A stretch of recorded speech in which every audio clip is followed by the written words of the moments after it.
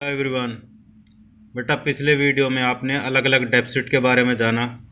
आज उन डेफिसिट के बेस पर हम प्रैक्टिकल क्वेश्चन देख लेते हैं। तो ये प्रैक्टिकल क्वेश्चन दिया हुआ है नए एस्टिमेट्स के बेसिस पर 2018 टू 19 के बेसिस पर। अब यहाँ पर अलग अलग आइटम्स दिए हुए हैं और रुपीज़ इन करोड़ है। यहाँ पर रेवेन्यू रिसीट्स है, रेवेन्यू एक्सपेंडिचर है, ये सारे आइटम्स दिए हुए हैं, राइट। तो आपको पता है सबसे पहला जैसे आपने निकाला था रेवेन्यू डेफिसिट, वहाँ पर आपका रेवेन्यू एक्सपेंडिचर रेवेन्यू रिसीट से ज़्यादा हो जाता है। तो ये आइटम ऊपर के ऊपर दिए हुए हैं, ये आपका एक्सपेंडिचर ज़्यादा दिख ही रहा है आपको।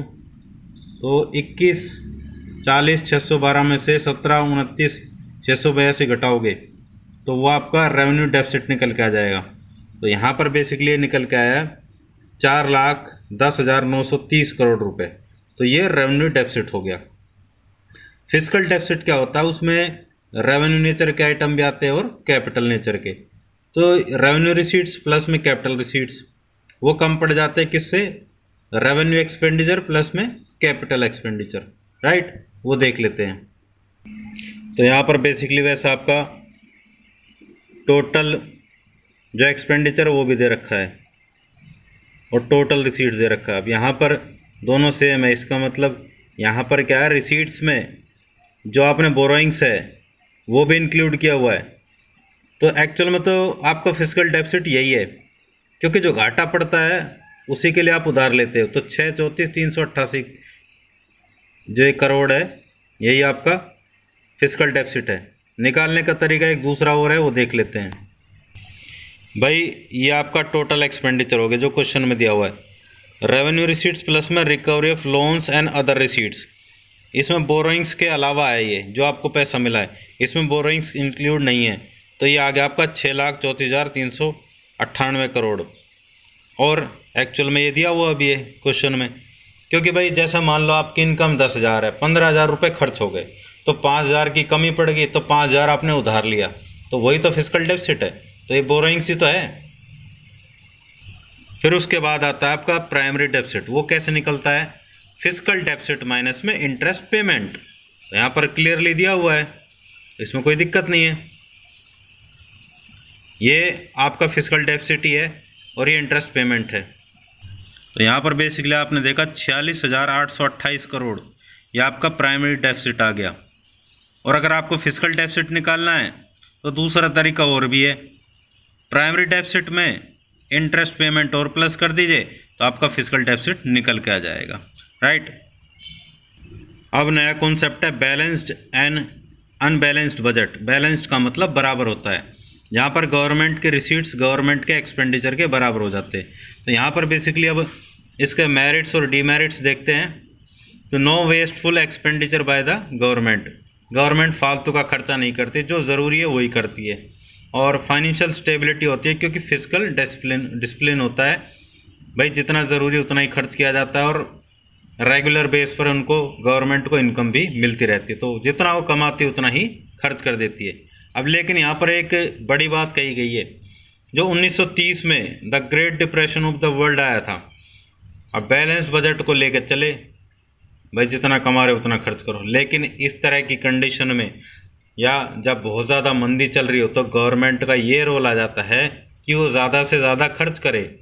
ज़्यादा खर्च करने से क्या होगा, एग्रीगेट डिमांड बढ़ेगी, क्योंकि एक का खर्चा दूसरे की इनकम होती है। तो उससे जो मार्केट है उसमें तेज़ी आती है, इनकम फास्टली जनरेट होती है, तो उससे इकोनॉमी की हालत में सुधार होता है। तो यहाँ पर बेसिकली क्या है, इसको क्रिटिसाइज़ किया गया था बैलेंस बजट को। हालांकि नॉर्मल कंडीशन में ये एकदम ठीक है। अब हम इसके डीमेरिट्स देख लेते हैं, शॉर्ट कमिंग्स और डीमेरिट्स। सबसे पहला है no solution for problem of unemployment. भाई एग्रीगेट डिमांड बढ़ेगी तो प्रोडक्शन बढ़ेगा, प्रोडक्शन बढ़ाने के लिए लोगों को रोज़गार देंगे। अब बैलेंस बजट ही लेके चलते रहोगे तो एडी तो नहीं बढ़ेगी, वो कांस्टेंट रहेगी। तो उससे क्या है, हम अनएम्प्लॉयमेंट पे कोई फ़र्क नहीं पड़ेगा, ये प्रॉब्लम वैसी की वैसी बनी रहेगी। दूसरा, जो डेवलप्ड कंट्रीज़ हैं उसमें ये सहायक नहीं है, ये सहायक है डेवलपिंग या अंडर डेवलप कंट्रीज़ में, वहाँ पर फ़ायदेमंद है ये। डेवलप्ड कंट्रीज़ में ये काम नहीं करती है।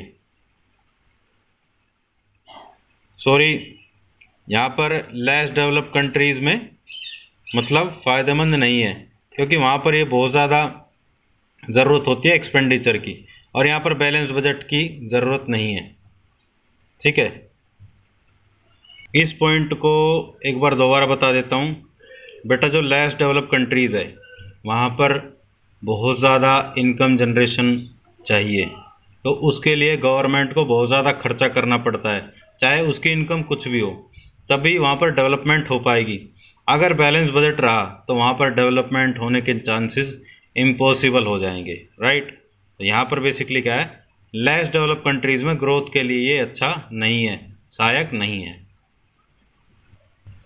यहाँ पर अब एक क्वेश्चन है, does balanced budget leave aggregate demand unaffected in the economy. तो यहाँ पर आंसर होगा नो, ऑब्वियस रिप्लाई होगा ये, क्योंकि देखो बैलेंस बजट भाई जितना गवर्नमेंट कमारी खर्च कर रही है तो एग्रीगेट डिमांड बनती रहेगी। हाँ, लेकिन बात यह है जहाँ पर बहुत ज़्यादा कंट्री क्या है, लेस डेवलप्ड है या अंडर डेवलप्ड है, तो वहाँ पर गवर्नमेंट को खर्चा ज़्यादा करना चाहिए। वहाँ पर बेसिकली क्या है, बैलेंस बजट इतना काम नहीं करेगा, वहाँ पर एक्सपेंडिचर ज़्यादा होगा, रिसीट्स कम होंगी। लेकिन एक नॉर्मल इकोनॉमी की अगर बात करें तो वहाँ पर ये क्या है, एग्रीगेट डिमांड को जनरेट करता रहेगा और वो सर्कुलेशन में बना रहेगा। तो ये एक बहुत बढ़िया इंस्ट्रूमेंट है एग्रीगेट डिमांड को बढ़ाने के लिए, और उससे क्या होगा, बेसिकली फुल एम्प्लॉयमेंट का लेवल भी अचीव किया जा सकता है। फिर है अनबैलेंस्ड बजट। अनबैलेंस्ड बजट का मतलब होता है भाई या तो आपका देखो इनकम ज़्यादा होगी खर्चा कम होगा, या खर्चा ज़्यादा होगा इनकम कम होगी, दोनों ही चीज़ें। तो दो सिचुएशन है, बराबर नहीं होंगे। सरप्लस बजट यानी कि इनकम ज़्यादा है खर्चा कम है, डेफिसिट बजट मतलब इनकम कम है और खर्चा ज़्यादा है। तो यहाँ पर estimated government receipts is greater than estimated government expenditure. अब इसका फ़ायदा क्या क्या है वो देख लेते हैं। गवर्नमेंट के जो रेवेन्यू इनकम कलेक्शन में बढ़ोतरी होती है और एक्सपेंडिचर में कमी होती है, क्योंकि इसका मतलब ये है भाई इकोनॉमी ठीक कंडीशन में चल रही है, ठीक है, पब्लिक की इनकम सही जनरेट हो रही है। फिर इसके डीमेरिट्स हैं, नॉट सूटेबल ड्यूरिंग डिप्रेशन, ये आपको पता ही है, मंदी के दौर में गवर्नमेंट को खर्चा ज़्यादा ही करना पड़ेगा, चाहे इनकम कम हो चाहे ज़्यादा हो, उसको खर्चा करना पड़ेगा। और आमतौर पर डिप्रेशन की कंडीशन में गवर्नमेंट को खर्चा ज़्यादा ही करना पड़ता है, इनकम उसकी कम पड़ जाती है, क्योंकि इकोनॉमी में तेज़ी लाने के लिए गवर्नमेंट ही खर्चा करेगी, प्राइवेट सेक्टर कभी भी खर्च नहीं करेगा, बहुत रेयर चांसेस हैं। फिर है may increase the level of unemployment, इससे अनएम्प्लॉयमेंट का लेवल बढ़ सकता है, क्योंकि गवर्नमेंट अपना टैक्सेस वगैरह कलेक्ट करने लग रही है, ठीक है, और एक्सपेंडिचर कम कर रही है, तो उससे क्या होगा, एडी कम होती चली जाएगी, एग्रीगेट डिमांड कम होगी तो प्रोडक्शन कम होगा, प्रोडक्शन कम करने के लिए भाई जो लेबर है उसको बाहर निकालना पड़ेगा, फिर अनएम्प्लॉयमेंट बढ़ेगी। फिर आ जाता है basically deficit budget. Deficit budget क्या है कि जब गवर्नमेंट का जो रिसीट्स है वो कम पड़ जाते हैं गवर्नमेंट के एक्सपेंडिचर से, ठीक है, तो एस्टिमेटेड है ये दोनों ही, ठीक है, रिसीट्स जब कम पड़ जाए एक्सपेंडिचर से। तो यहाँ पर मेरिट्स क्या है, सूटेबल ड्यूरिंग डिप्रेशन, जो उसके डीमेरिट्स थे सरप्लस के अब इसके मेरिट्स बन जाएंगे। अभी आपने देखा नॉट सूटेबल ड्यूरिंग डिप्रेशन, अब सूटेबल ड्यूरिंग डिप्रेशन, वो अनएम्प्लॉयमेंट बढ़ा सकता था, अभी अनएम्प्लॉयमेंट बढ़ाएगा, यानी कि अनएम्प्लॉयमेंट घटाएगा, ठीक है। Demerits not suitable during inflation period, पहले ही इनकम बहुत ज़्यादा जनरेट हो रही है और महंगाई बढ़ती जा रही है, उस टाइम गवर्नमेंट ज़्यादा खर्चा करने लगेगी तो महंगाई और बढ़ जाएगी और इससे जनरल प्राइस लेवल बढ़ जाएगा, राइट।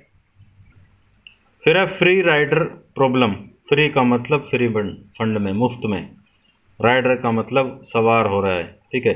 अब जैसे गवर्नमेंट अलग अलग सर्विसेज प्रोवाइड करती है, जैसे स्ट्रीट लाइट जल रही है, अब उसके लिए कोई हम बिल थोड़ी भर रहे हैं, लेकिन फ़ायदा हम सभी को हो रहा है, ठीक है। या डिफेंस है, पुलिस फौज पे जो पैसा खर्च किया जा रहा है उनका फ़ायदा सभी को मिल रहा है, ठीक है, लेकिन उसके लिए हम ना के बराबर पैसे चुका रहे हैं या फिर बिल्कुल नहीं चुका रहे हैं, तो ये है free rider problem.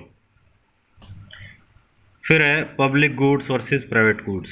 Public goods वही जो गवर्नमेंट के कंट्रोल के अंडर होते हैं और सभी आम पब्लिक के लिए होते हैं, लेकिन प्राइवेट गुड्स क्या है, जो पर्सनल होते हैं। तो यहाँ पर सबसे पहला राइवलरी और कॉम्पिटिटर। बेटा गवर्नमेंट की मोनोपोली है तो कोई कॉम्पिटिटर नहीं होगा, लेकिन प्राइवेट गुड्स में भाई जैसे कार मैन्युफैक्चर की जा रही है तो उसके अलग अलग कॉम्पिटिटर्स है। जैसे मारुति सुजुकी कॉम्पिटिटर कौन कौन है भाई, टोयोटा है, ठीक है, हुंडई है और बहुत सारी कंपनीज है, तो ये इसके कॉम्पिटिटर हो जाएंगे। एक्सक्लूडेबिलिटी यानी कि बाहर निकालना, पब्लिक गुड्स में सभी इंक्लूड होते हैं तो नो एक्सक्लूडेबिलिटी। जैसे स्ट्रीट लाइट जलती है तो वो सभी के लिए फ़ायदेमंद है, लेकिन प्राइवेट गुड्स क्या है, जिसके लिए है उसी के लिए इस्तेमाल होगा, जो मतलब जिसकी पर्सनल चीज़ है वही उसको इस्तेमाल करेगा, बाकी क्या उसको इस्तेमाल नहीं कर सकते। तो एक्सक्लूडेबिलिटी यस।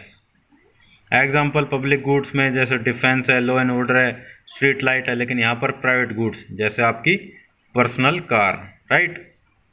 अब यहाँ पर एक क्वेश्चन है, progressive and regressive nature of taxation is different from progressive and regressive rates of taxation. यहाँ पर नेचर है, यहाँ पर रेट्स है, दोनों में डिफरेंस है। रेट की बात कर लेते हैं, प्रोग्रेसिव का मतलब इनकम बढ़ती है टैक्स भी बढ़ेगा। रिग्रेसिव में क्या है, इनकम बढ़ती है टैक्स रेट घटता है। अब प्रोपोर्शनेट रेट क्या है, चाहे इनकम बढ़े चाहे घटे, ठीक है, इसमें कोई चेंज नहीं होता, कांस्टेंट टैक्स रेट होता है। फिर उसके बाद प्रोग्रेसिव टैक्स, यहाँ पर रेट है, यहाँ पर टैक्स है, यहाँ इसका बर्डन पड़ता है अमीर पर ज़्यादा, रिग्रेसिव का बर्डन पड़ता है पुअर पर ज़्यादा। अब प्रोपोर्शनेट रेट है, कहीं ना कहीं ये रिग्रेसिव ही है, क्योंकि टैक्स रेट में कोई चेंज नहीं हो रहा है, चाहे इनकम बढ़े या घटे। भाई जिस अमीर की इनकम ज़्यादा है उस पर भी उतना ही टैक्स लग रहा है, और गरीब की इनकम कम है उस पर भी उतना ही टैक्स लग रहा है।